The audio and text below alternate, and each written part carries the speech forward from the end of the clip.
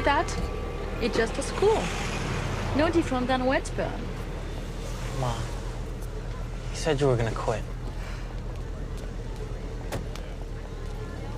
Frankie, you don't have to wear the uniform here. Why don't you take off your jacket? I'm used to it.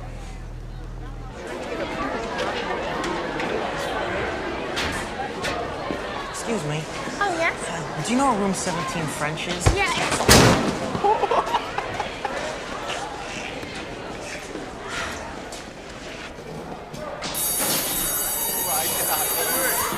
You freaking killed him, dude. You selling encyclopedias? Yeah, he looks like a substitute teacher. No, find out. Take it. I don't want you to keep doing anything. Here you go. You're too slow. You're just too slow. Here. Quiet down, people. My name is Mr. Abagnale. That's Abagnale, not Abagnale, not Abagnale, but Abagnale. Now, somebody please tell me where you left off in your textbooks. Excuse me, people, if I need to ask again, I'm going to write up the entire class. Take your seats. Chapter 7. Will you please open your textbooks to Chapter 8, and we'll get started? Excuse me, what's your name? Brad. Brad, why don't you get up here in front of the class here and read conversation number 5.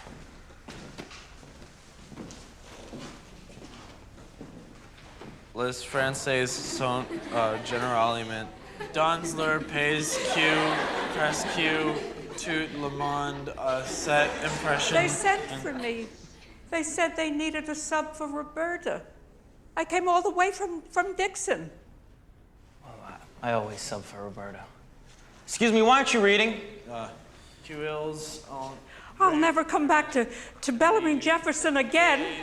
You tell them not to call me. What do they think? It's easy for a woman my age and all the money that it costs to travel? I tell you, they don't give a damn. Mr. and Mrs. Abagnale, this is not a question of your son's attendance. I regret to inform you that for the past week, Frank has been teaching Mrs. Glass's French class. He what? Your son has been pretending to be a substitute teacher, lecturing the students, giving out homework. Mrs. Glasser has been ill, and there was some confusion with the real sub. Your son held a teacher-parent conference yesterday and was planning a class field trip to a French bread factory in Trenton. Do you see the problem we have? Mrs. Davenport, I have a note to miss 5th and 6th period today. Doctor's appointment. One moment. I'll be right with you. Yes. You should fold it. What? That note, it's a fake, right?